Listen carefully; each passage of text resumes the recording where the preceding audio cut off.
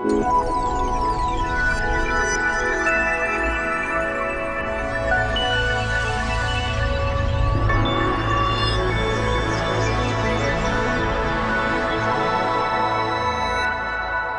want to thank Matthew for the invitation. I'm a great fan of the RSA and a long-time fellow. And I'm delighted to know that my talk here has been the most popular download. No, I was saying the TED video has been downloaded 4 million times. My son showed me a video recently on YouTube of two kittens who seem to be having a conversation. It's 90 seconds long, and that's been downloaded 17 million times. So I'm not getting carried away with myself, really. If only I had looked cute for 90 seconds, my fame would be even greater. I just want to say a few words about this book, because the real value of today is that we're a small enough group to have a conversation, and I would really value that. I was asked recently how long it took to write this book. And there are two answers to that. One of them is 8 months, 6 to 8 months. And the other is 35 years. Because this book is about something I feel passionately about and have done most of my professional life. Actually, longer than that even, most of my unprofessional life. And the core idea really is that, certainly in my experience, most adults have no idea of their true talents, no idea of what they're really capable of achieving. Most adults, in my experience, kind of bump along the bottom. You know, they do something they feel perhaps more or less competent in, things they feel they need to do, but don't do it with any great passion or commitment or any great sense of fulfillment. I don't say this is true of you, and I can't prove the statistics of this. I'm just saying it's been my experience. I meet people time and again. And yet I also meet people who absolutely love what they do and couldn't really imagine doing anything else. That when they discovered this thing, for them it was a turning point, and that this is what their life has become. So I've long been interested in what the difference is and what makes the difference. And the book is therefore based on a whole series of interviews with people about how they got to be, so to speak, in their element. I heard myself saying this a lot, you know, that people do their best when they do something they love, when they're in their element. And I thought, well, what is it quite to be in your element? And I think it's two things. One of them is that if you're in your element, you're doing something for which you have a natural capacity, a natural feel. And it's different for all sorts of people. It's different for all of us, really. One of the people in the book is a guy called Terence Tao. I didn't have the pleasure of meeting him, but his story is quite well known, and we included it. Terence Tao, have you heard of Terence Tao, any of you? He's a professor of mathematics in UCLA. At the age of 2, he taught himself to read from Sesame Street. So a rather quirky accent in the case of Terence, and rather too feathered for most people's taste, really. And then at the age of 3, he was completing double-digit equations. I don't know what they are, by the way, but he was doing it at 3. At the age of 8, he took a college entrance exam in mathematics and got 97%. At the age of 20, he got his PhD in maths, and at the age of 30, he got the Field Medal, which is equivalent to the Nobel Prize for Mathematics, and the MacArthur Genius Award. It's reasonable to say that Terence gets maths. You know? Terence got the hang of maths, frankly, in a way that most of us have not. I realized recently, I was born in 1950. That's not what I realized recently. I knew that. I have known that for some time now. In fact, since 1950. So I'm a kind of boomer, kind of. And I realized recently that I was given a guitar as a teenager around the same time that Eric Clapton got his first guitar. It worked out for Eric, you know, in a way it is yet to work out for me. So part of this is having a natural aptitude, kind of knowing what this thing is, and taking to it. But being good at something, being naturally good at something, is not enough to be in your element, as I see it. To be in your element, you also have to love it. I know lots of people who are doing things they're good at that they don't greatly care for. They do it because they're good at it. I wrote a book in the 80s, and the editor who worked on the book is a wonderful woman. She used to be a concert pianist. And I was rather surprised by this when she told me, and I said, what happened? And she said she was giving a concert at the Purcell Room on the South Bank one evening.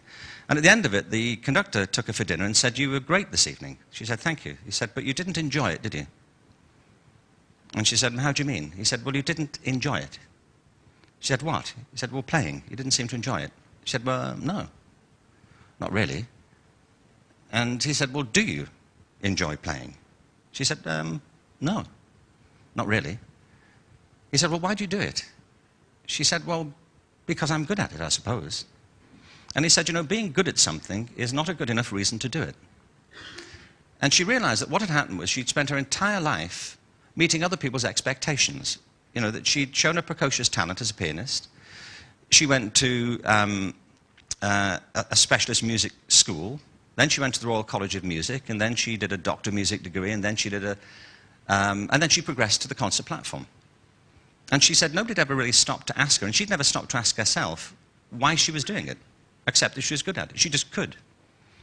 And said, and I realized when he put this to me that I'd never liked it. And at the end of that season, she said, I finished the season, finished my commitments, but I closed the lid of the piano, and I've never opened it since. She said, because I realized, when I stopped to think about it, that the thing I had always loved was books. Always. I loved writers, I loved being around writers, I loved the literary world, I loved reading, I loved writing when I could. So she said, I determined that I'd find a role in the literary world so I could be among the people I wanted to be with and do the thing I loved to do. And she said, I've never been happier. And I say this for several reasons. One is that I say it's not enough to be good at something, and this isn't just about the art. Sometimes the arts trap people as much as anything else trap people. It's about finding the thing that resonates with you most fully. I've been asked a couple of things about the book. They say, is the book about creativity? This book is not really about creativity, in my opinion. This is a book about diversity.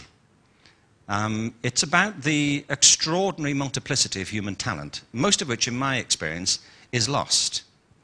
And there are reasons why it's lost. So part of the book is describing what I mean by the element, and it's that point at which natural talent meets a passion. I think when you find yourself in love with something you're good at, you never really work again, I remember years ago, my brother used to be in a band. I'm from Liverpool. He was in a rock band, and he had a fantastic keyboard player, Charles. And I went out with them one night to this gig, see, cutting edge, I want you to know that, a gig. And we're hanging after the gig, and chilling, so to speak. And I said, you were fantastic there tonight, Charles. He said, thank you. I said, but you didn't enjoy it. No, I didn't say that. No, I said, no, you were fantastic there tonight, weren't you? He said, yes, I was. And I said, it was a casual remark. I said, I would love to do that. He said, do what? I said, play the keyboards. I'd love to be able to do that. We're just sitting there with a drink. He said, no, you wouldn't. I was a bit taken aback, because I felt myself an authority on my own opinions, so I said, but I would. He said, no, you wouldn't. And we went on in this way for some time, And he said, no, he said, if you would love to do this, you'd be doing it. He said, to do what I do, I practice 6 to 8 hours every day, and I play every night. And I do that because I love it. I couldn't do it if I didn't. He said, I think what you mean is you like the idea of it. So I was a bit startled, really, because it was a casual social comment, frankly. I didn't mean to be sort of cauterized in this way socially, but he made a good point, that it's that point at which passion meets a natural facility. Now, the reason I wanted to explore all of this is because, as I say, my experience is that most people don't have the experience of finding this configuration in their lives. I don't say it's true of you, but it's true of a lot of people. And yet some do. And they're in all sorts of different fields. Now, I've had a lifelong commitment, as I guess some of you know, to education. And I think education is partly responsible for diverting people from their talents. I don't mean individual teachers or particular schools. It's not a problem of teachers or particular schools. It's a system problem. It's to do with the ideology of education in which people are working. the things they take for granted as being true. In many cases, in my opinion, things that are not true. One of them, for example, is this extraordinary distinction which still plagues us, which, by the way, the RSA, I think, has always pioneered against. This awful distinction people make between academic and vocational education. I really think it's a dreadful mistake to both make the distinction and then to privilege academic work above what's called vocational work. You know, as if doing things with your hands isn't really to be discussed in polite public. That, you know, real education is about a certain type of abstract conceptual knowledge, and that they're different in some way. I'll just give you an example of why I think it's so awkward and pernicious. I was in San Francisco a week ago signing a book. Actually, I was signing a number of books, you'd be interested. I mean, I didn't fly to San Francisco to sign this one book. You know, there were many books. But there was a line of people whose books I was signing. And what I find is people tell you their stories, and you get kind of adept at having a one-minute conversation with somebody for as long as it takes to sign their name, really. So you're not holding people up. But this guy stopped in front of me, and I'd been kind of having a little rant about academic and vocational education. And he said I was really, he bought the book, and so I was prepared to speak to him. And he said, I loved what you were saying, by the way. I said, well, what do you do? He said, I'm a fireman in Danville with the fire service. I said, oh, fantastic. How long have you been a fireman? He said, well, my working life. I said, and when did you know you wanted to be a fireman? He said, I always wanted to be a fireman. I said, I know kids say they want to be a fireman. I always wanted to be a fireman, all the way through school. He said, but nobody ever encouraged me. He said, I was in a school where the whole thing was to get to college and do a degree. He said, I never wanted to do that. I wanted to be a fireman. And he said, I was always made to feel bad about it. He said, in fact, I had one teacher who made a fool of me one day in the class when we were talking about careers. And he said what I want to do. And he told me I was stupid and that I would never amount to anything. He said, and a few months ago, I saved his life. You know, I pulled him out of a crash, gave him CPR, and he said, and I saved his wife's life as well. He said, I think he thinks better of me now. But you know what I mean? This insistence on a certain type of talent automatically pushes other sorts of talents further away, you know, from the center of attention in education. Now, the book, from one point of view, is personal in the sense it has lots of personal stories. But it's more than that. It's not really just a book of reminiscences by people who are doing things they like to do.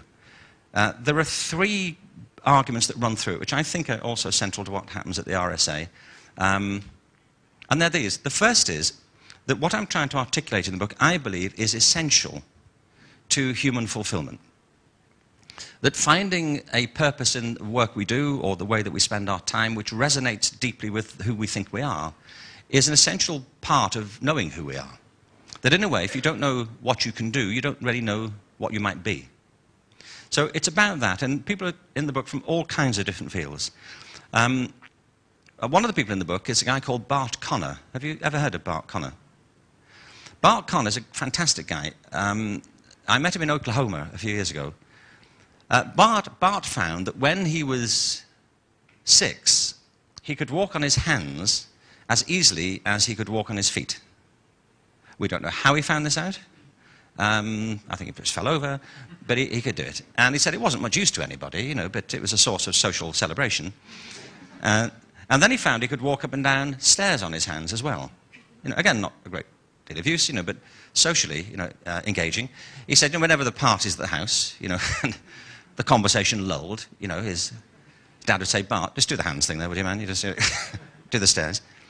Anyway, when he was, I think, about 8, this in Morton Grove, Illinois, his mother took him to the local gymnastics center downtown with the school gymnastics teacher because she thought this was interesting, that he could do this and seemed to enjoy it.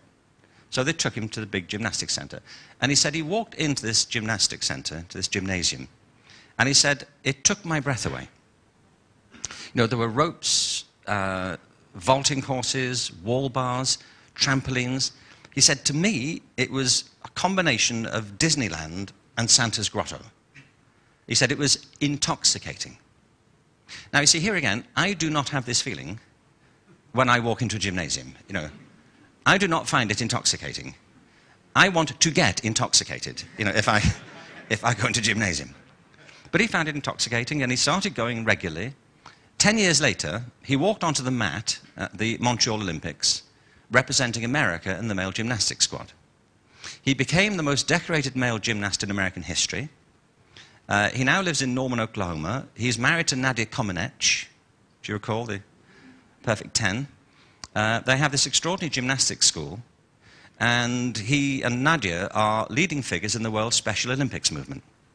So between them, they've helped to liberate, the athletic capabilities of tens of thousands of people with disabilities. I think it's a fantastic story. But there are a couple of things I just want to say about it. The first is that, his mother could not have anticipated that that would be the trajectory that his life would follow. It wasn't like at the age of 8, she saw him doing this thing on the stairs, and thought, well, he can do that. There's this girl in Romania, maybe. What she did was encourage his talent, and the talent created the opportunities to which he then responded. And this, to me, is fundamentally important because it illustrates something, I think, which is essential to our understanding of how education should work. That life, our own lives, are not linear. It's much more appropriate, I think, to think not of linear metaphors for human growth and development, but of organic metaphors. That our lives evolve around the responses we have to the opportunities that meet us, and we in turn reciprocate with them. So his life became transformed by the investment he made in his own passion for gymnastics. He could not have planned the trajectory. Now I say this because we still run our education systems as if life is linear. We run them as if it's mechanistic. This is one of the reasons so many things get phased out of education, because people say, well, you'll never get a job if you do that. Things are dropped off the end because they don't meet the linear assumption. I came across a policy paper a while ago when I went to Los Angeles, which seemed to me to really exemplify this. We are obsessed with getting people to universities at the moment. It's like the whole job is to get to university. Why? I don't mean you shouldn't go, but I don't think everybody should go and have that type of education. People should go and do other things, or not go now. Do something else for a bit till they understand it. But I came across this policy paper which said that it was entitled, "College Begins in Kindergarten." No, it doesn't. Do you know, it doesn't. I mean, if we had more time, we could go into this, but time is short, so it doesn't. Kindergarten begins in kindergarten. There's the guy who runs the Ark in Dublin made a fantastic comment. I can't just remember his name now. He's a wonderful man. But he said a 3-year-old is not half a 6-year-old. A 6-year-old is not half a 12-year-old. But I'm sure it's true in London, it's true in New York, Los Angeles, San Francisco. Parents are competing to get their children into particular kindergartens. Competing. Kids are being interviewed at 3 for kindergarten. You're presumably producing CVs, sitting in front of unimpressed selection boards, flicking through this thing, This is it, You've been around for 36 months, and this is it, You've achieved nothing, You've spent the first 6 months breastfeeding, from what I can tell. It's an outrage. You see, it's preposterous, isn't it?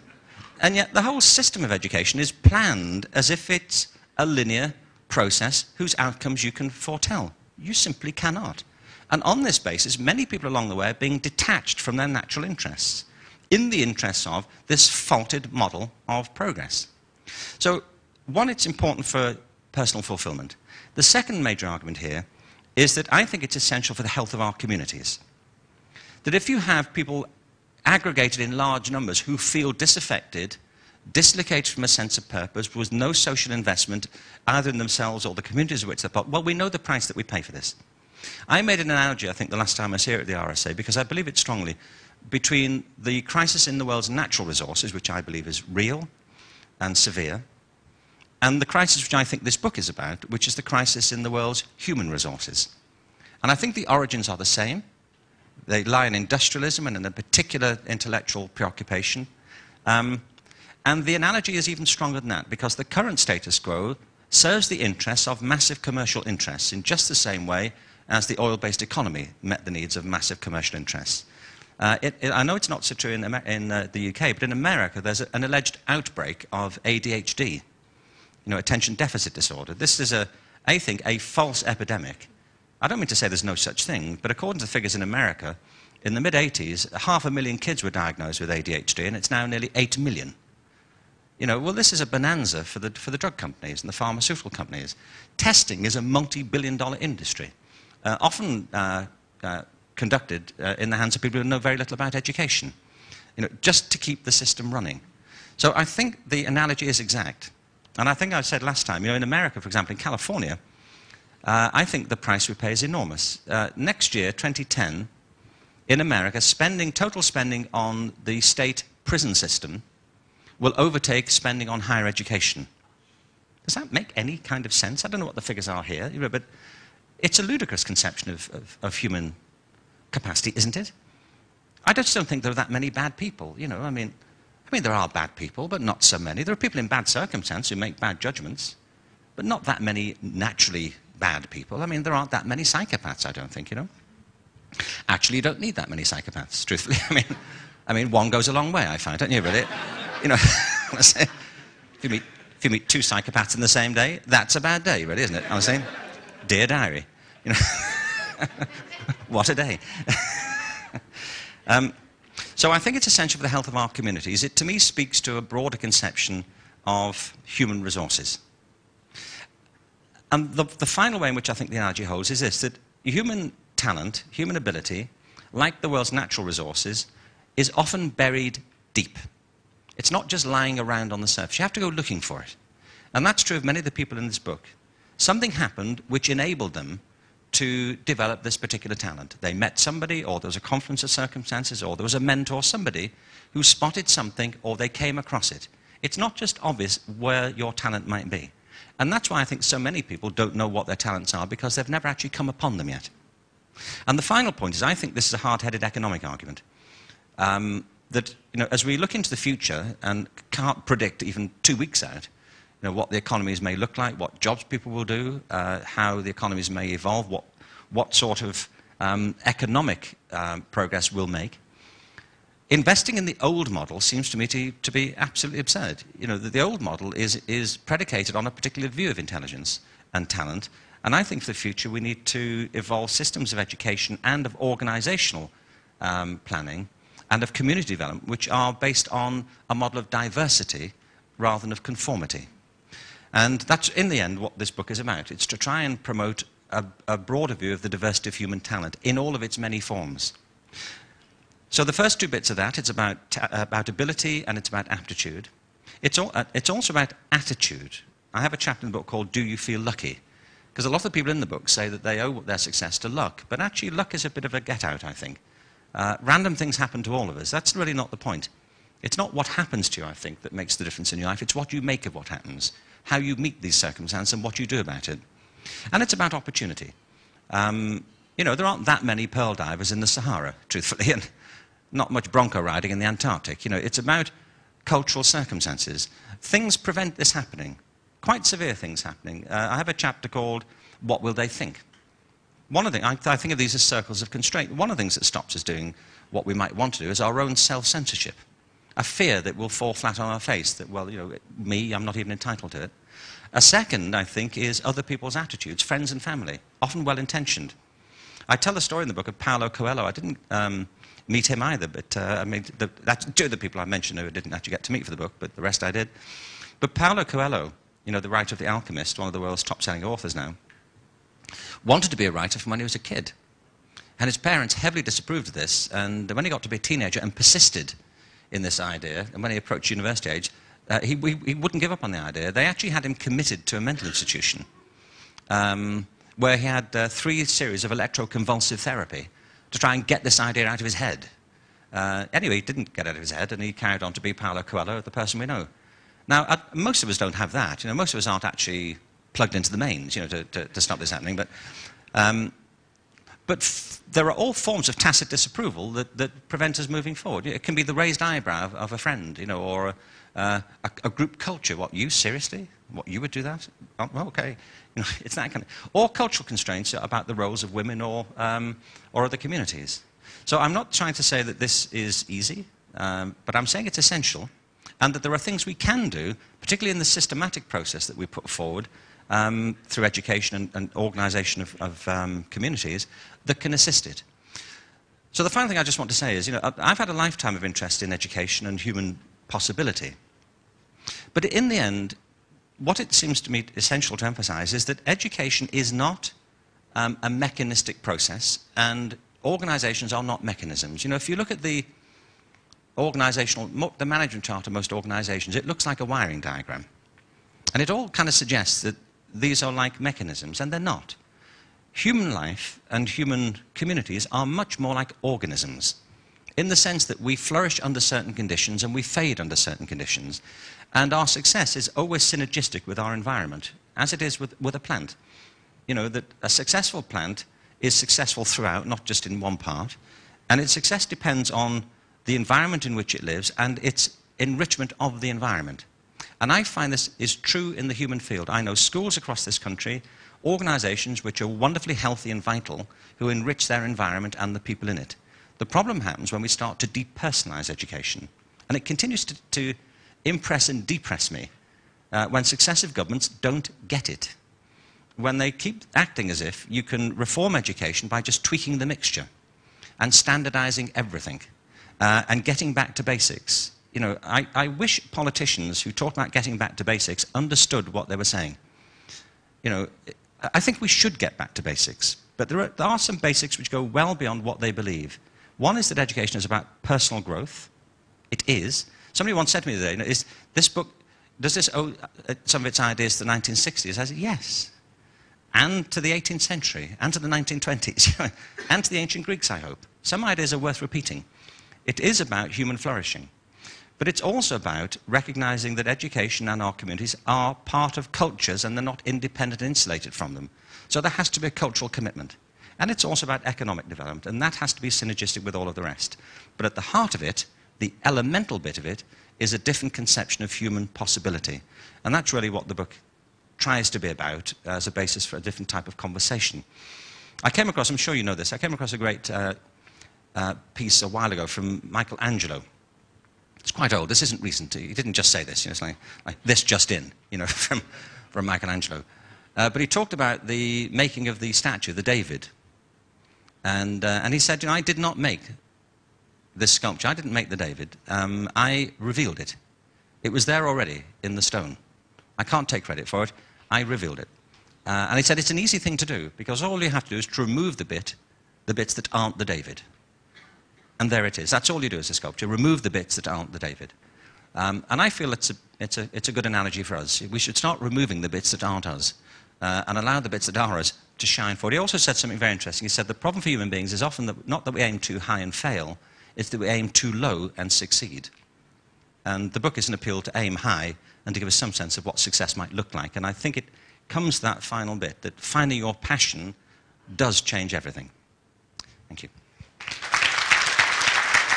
So, where does responsibility, duty, ethics fit into your kind of account of the way in which we lose those things, which we get to the real us, as it were? Well, they're not, you know, these aren't mutually exclusive ideas. I define, I mean, actually going back to the All Our Futures report of 10 years ago now, but slightly refined, I thought, or simplified. The definition I have in the book, actually in the work I do for creativity, is that creativity is the process of having original ideas that have value. And I think the three key things about that are those key words. It's a process. You know, it's not an event. To do something creative is a job of work. You know, it's something that unfolds as you work on the idea and evolve them. It's not just random acts of inspiration, though they may have some part in it. It is about coming up with fresh ideas, but it's also judging the value and worth of them. And, you know, some good ideas, some fresh ideas are not terribly good. And I think what we're seeing, if you're talking about the recent financial collapse, is not so much an act of creativity as a kind of mass hallucination. You know, that this was a whole enterprise that was built on thin air, from what you can tell. And the problem here wasn't that people were being original, it's that they completely lost their critical judgment. You know, they left out entirely the essential counterpart of original thinking, which is evaluating the use of these ideas. And, you know, I mean, I don't have more to say than all of us would say about that, but the problem was not that they were being creative, it's that they weren't being critical. And I think if those two things don't hold together, then you're in, you know, you've created a problem for all of us, and that's simply what's happened. But now, that doesn't mean, therefore, we can't afford to be creative again. But we need to be creative responsibly. You know, we actually do need to remake these systems now, but having learned the lessons that we should have learned from this sort of fiasco of the past few months. Can we turn to the issue of education? Because you've been around debates about education, you've seen the cycles that policymakers go through over time. We're very likely to have a Conservative government elected next year, and saying some very interesting things. But there is one aspect to its policy which kind of worries me, which is that it is precisely asserting this kind of back-to-basics view. I heard its very talented spokesman on education say the other day that the diplomas are fine as long as they're just for the people who aren't academic. So there's a very strong push from a party that's likely soon to be in power for a reassertion of the academic vocational divide, a view that practical learning, that creative learning, that approaches like opening minds are some kind of horrible middle-class conspiracy to dumb down. I guess my question to you is what insight do you have, having been round and round these debates, about why it is there's so much circularity to the education debate, why it is we find it so hard to move on, and why, in a way, it's so easy to appeal in a rather kind of reactionary way to public opinion on education? Well, I think you're right. I mean, these debates go round and round, and it's exasperating. I mean, don't vote for them is one thing I would suggest. But I think it's a serious issue. You know, that this is not. I don't think people are acting in bad faith, truthfully. I don't think they're deliberately trying to run the country off a cliff when they say these things. The problem is much deeper than that. I think of it as ideological. What I mean is, and what all this is about, what I think my work has been about, is trying to challenge the fundamental assumptions on which people make these arguments. You know, when people say get back to basics, it's the thing they don't do. They just default to what they think is common sense, and they think you don't have to reflect on education because they went to school themselves once, and so it's a done deal. You know, everything about education is obvious, and the trouble is, most things that are obvious turn out not to be true. So my feeling about this is that, well, I remember do you remember when the national curriculum was introduced? It was, I think, well, I remember Kenneth Baker was the Secretary of State at the time, and essentially he really proposed the curriculum he had when he was at school as a boy. You know, it was really the curriculum of St. Paul's, you know, that the rest of the country was required to follow. Because he defaulted, you know, to the way he used to be educated. And, you know, I always worry when people say, well, it didn't do me any harm. I say, but look at you. Look at the state of you. I mean, why would we... but what I mean is, I think there is an evolution here. But I think you have to have a sensible view of the time frame. These are big cultural shifts that are happening. I think there's a general paradigm shift happening. There's a transformation. Even this conversation, you know, is an important part of that. And you have to have a theory of change. You know, I think one of them is that the changes we're talking about will not only come about if we focus on trying to change the minds of governments. Ministers come and ministers go.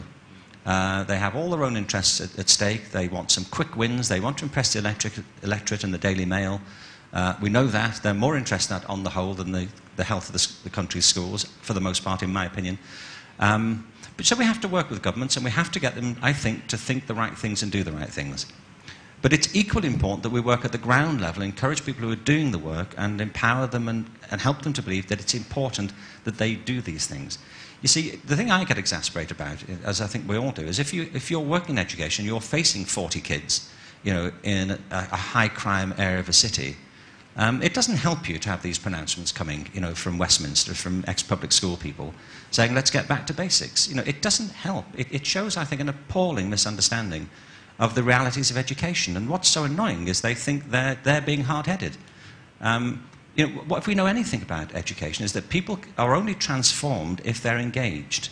And you can only engage them if you look into their eyes and see how they work and how they think and how they are involved in this work. My daughter, just very quickly, my daughter, for example,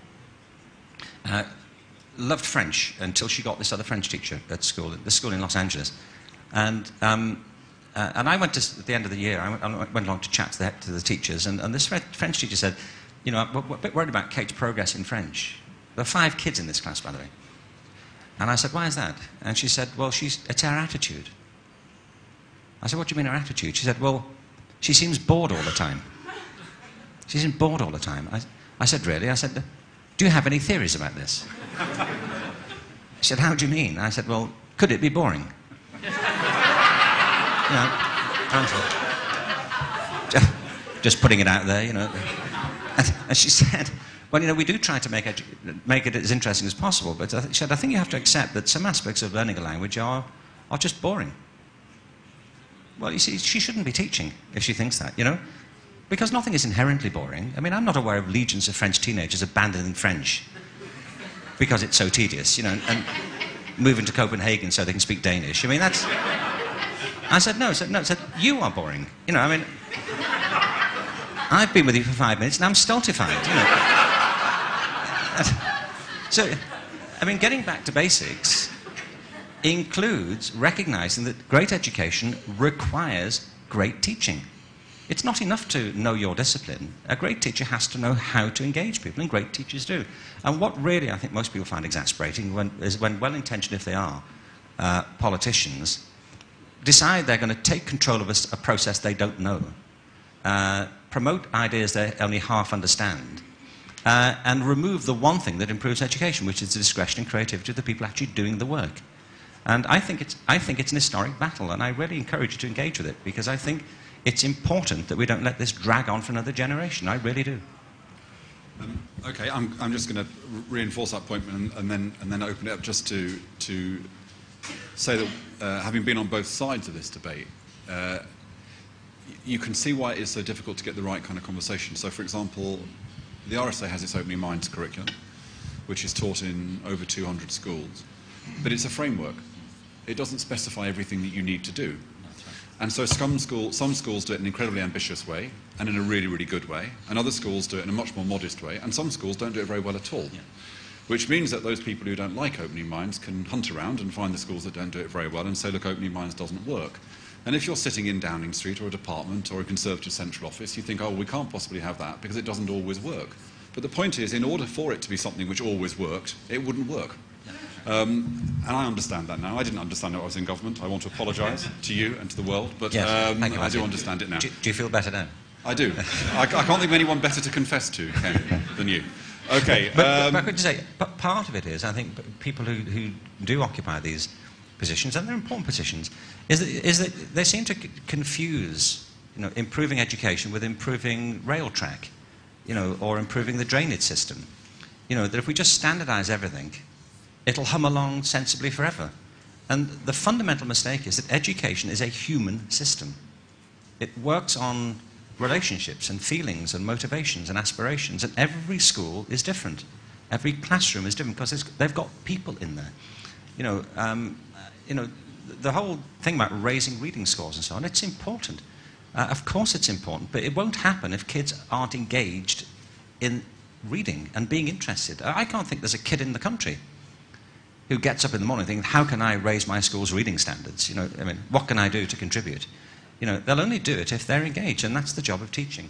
And so if you have had this moment, Matthew, I'd like us all to be quiet and share it for a moment, because I seriously think it's important. And the RSA has always been about that, I think, about recognising that talent and capability are at the heart of social change. And it's not about standardising, but about raising standards, and that's something different, I think.